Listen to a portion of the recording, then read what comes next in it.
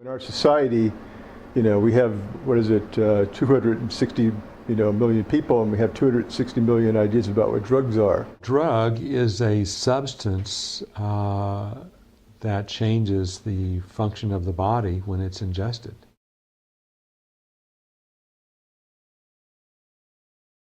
People who have several cups of coffee a day, a lot of them will find that when they stop, they have very definite withdrawal symptoms. Tobacco, when used excessively, can lead to lung cancer and death and emphysema. Alcohol is also a drug, and not a very good one. If I go without these fuckers for like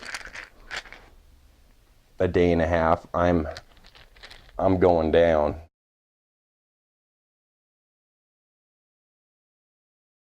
Pretty much anything you could say is a hazard of an illegal drug is also a problem with alcohol, or a potential problem with it.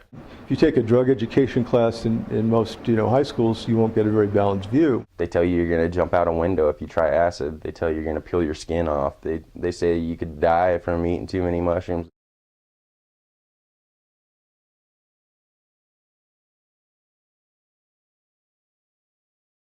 Intoxication is like a part of human nature. Drugs themselves are completely neutral, and it's more how they're used, who uses them, for what purpose. Human beings have a deep need to have rituals and rites of passage.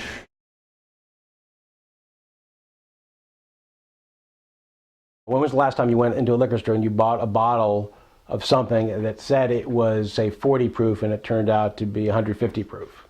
It never happens, right? Anytime you put any drug on the black market, it's going to make it more dangerous for people to use. The heroin during a certain period was especially strong, and people who didn't realize that would take too much and die. Opiates are physically very safe in themselves. They can be physically addictive. There's an illicit use. People can get blood infections from using dirty needles, so that's definitely a health problem. That's not an inevitable result of using heroin. That's an accident that's caused by inadequate information and the unreliability of quality in the black market.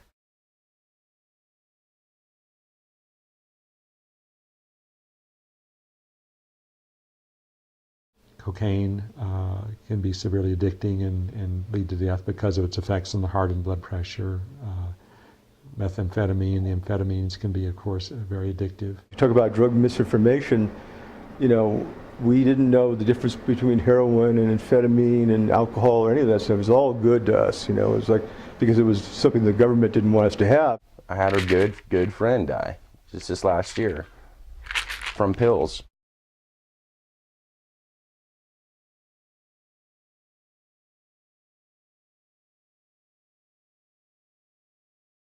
By the 80s, the word psychedelic had been connotated so negatively in the public mind. The term medicine refers to a specific use of a drug or a type of drug that's used for healing. LSD can be used as medicine for healing, or psilocybin or MDMA can be used as medicine, or they can be used as a drug for recreational use or to abuse. After the LSD was synthesized first, it was the government researchers, specifically military researchers, who work on LSD, using it as a truth serum, as a biological weapon.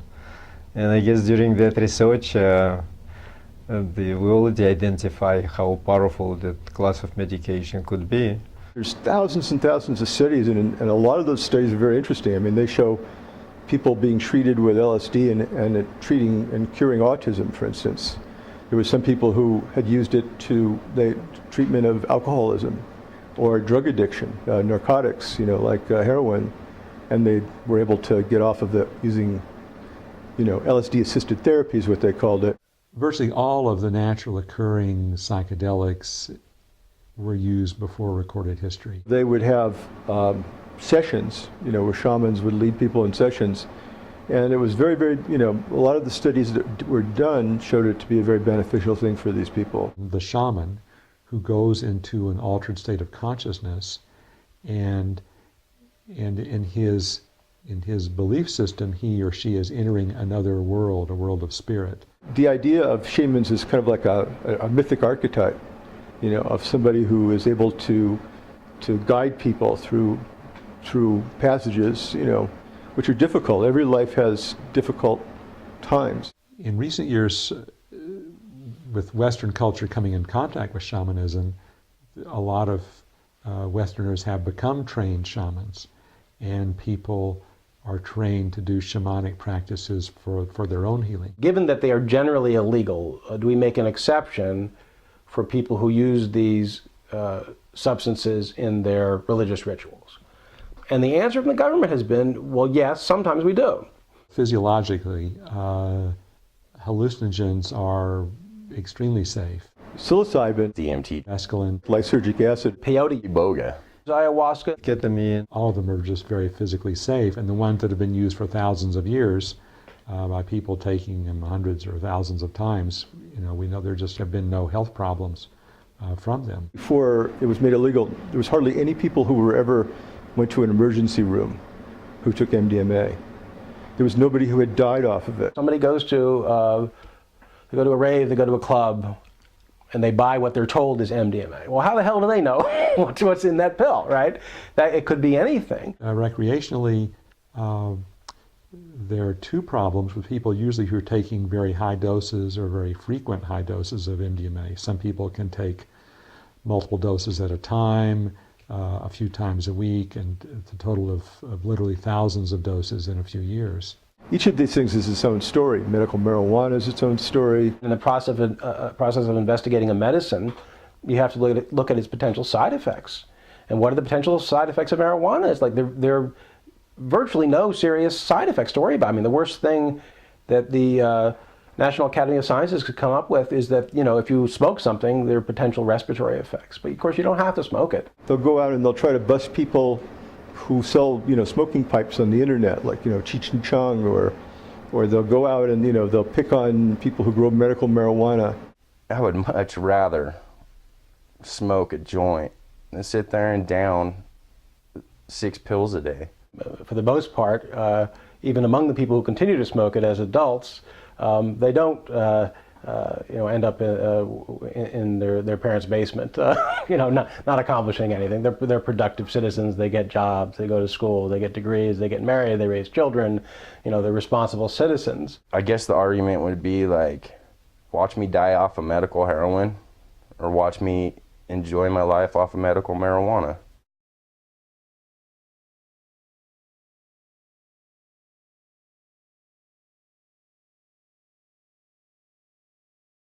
So completely backwards the way that we deal with drugs, and it's very hard for anybody who in the drug policy movement to make a dent in that. It seems like these days, if you put a label on it and it's sold from a RX, it's acceptable in society. War on drugs wasn't really only a war on drugs, and it really wasn't a war directed toward drugs that had a high potential for abuse or problematic, like heroin or so forth, but it was directed right at the counterculture. That's, you know, a fundamental violation of individual freedom.